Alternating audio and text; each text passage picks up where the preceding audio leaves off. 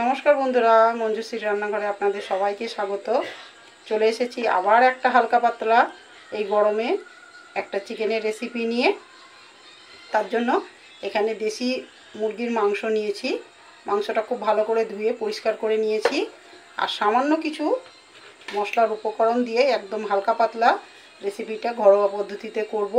তো তার জন্য একটা ছোট সাইজের টমেটো ফালি করে লম্বা করে কেটে নিয়েছি, তার সঙ্গে 3-4টে কাঁচা লঙ্কা, 2টো পেঁয়াজ এরম লম্বা আকারে কেটে নিয়েছি, আর আছে অর্ধেক ক্যাপসিকাম, আর মশলা কিছুটা পরিমাণে রসুন, আদা, 2টো কাঁচা লঙ্কা একসাথে পেস্ট করে নিয়েছি।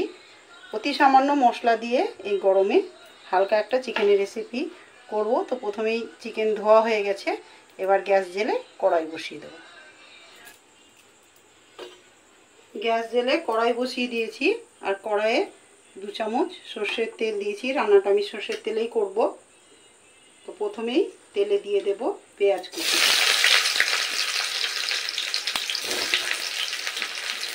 সমস্ত কিছু একসাথেই কষিয়ে নিয়ে রান্নাটা করব, যাতে চটজলদি রান্নাটা হয়ে যায়। গরমে বেশিক্ষণ রান্নাঘরে থাকতে খুবই কষ্টকর, আর মুরগিটাও ছোটো, মাংসটা কষি চাইবে, তাই রান্না হতে বেশি টাইম লাগবে না। তো তার জন্য আমি সমস্ত কিছু একসাথে দিয়ে কষিয়ে নিয়ে রান্নাটা চটজলদি করে নেব। তো পেঁয়াজটা একটু নেড়ে নেব। এই সময় দিয়ে দেব ক্যাপসিকাম কুচি আর কাঁচা লঙ্কার টুকরোগুলো।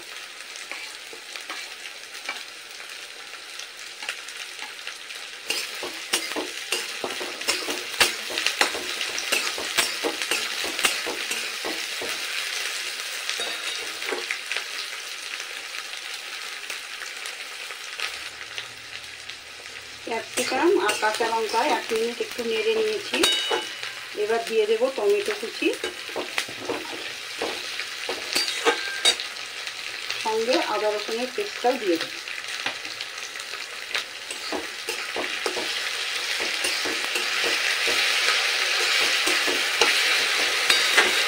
এবার একই সাথে দিয়ে দেব মাংসের টুকরোগুলো, যাতে সমস্ত কিছু একসাথে কষানো হয়ে যায়।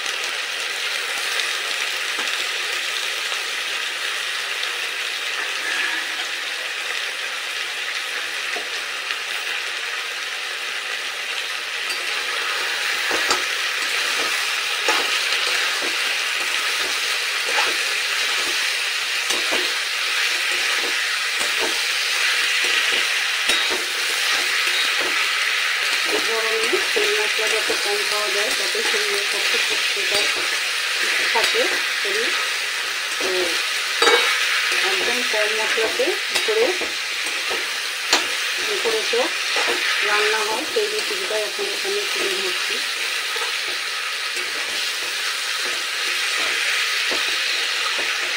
এবার কষানোটা খুব ভালো হতে হবে। এই সময় দিয়ে দেবো পরিমাণ মতন লবণ।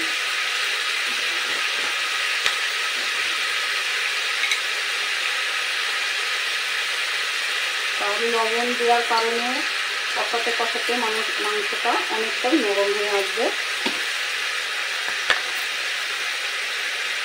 দেবো ছোটো চামচে 1 চামচ হলুদ গুঁড়ো। এবার সমস্ত কিছু খুব ভালো করে মিশিয়ে নেব।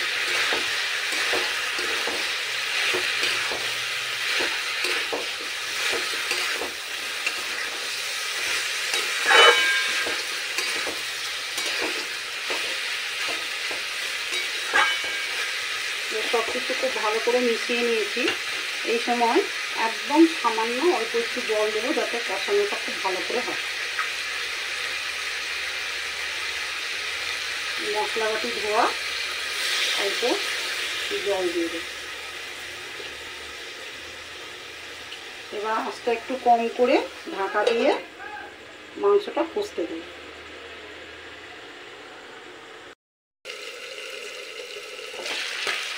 তো আঁচ কম করে ঢাকা দিয়েছিলাম। দেখুন বন্ধুরা, খুব সুন্দরভাবে সমস্ত কিছু পেঁয়াজ, ক্যাপসিকাম, টমেটো একদম গলে মশলার সাথে মাংসটা সুন্দরভাবে কষানো হয়ে গেছে। আমি প্রথমেই বলেছি যে একদম কম মশলা দেবো, শুকনো গুঁড়ো মশলা কিছুই দেবো না, কারণ ক্যাপসিকাম আর পেঁয়াজটা দেওয়ার কারণে মাংসটা একটা খুব সুন্দর স্বাদ আসবে।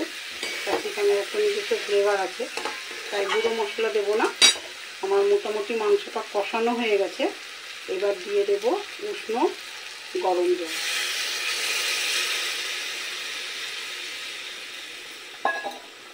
একটু ঝোল রাখবো, সেই জন্য আমি এই পরিমাণে জল দিয়েছি। আপনারা যদি কষা কষা খেতে চান তাহলে জলের পরিমাণটা একটু কমিয়ে দেবেন। তো জল দিয়ে দিয়েছি, এবার ঢাকা দিয়ে মাংসটা খুব ভালোভাবে সেদ্ধ হতে দেব।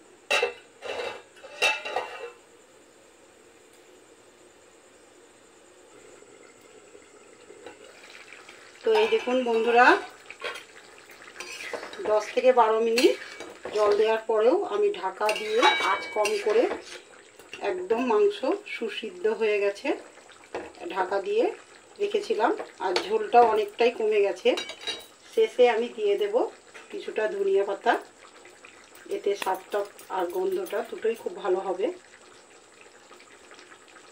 তো একদম অতি সাধারণ রান্না, সামান্য তেল মশলা দিয়েই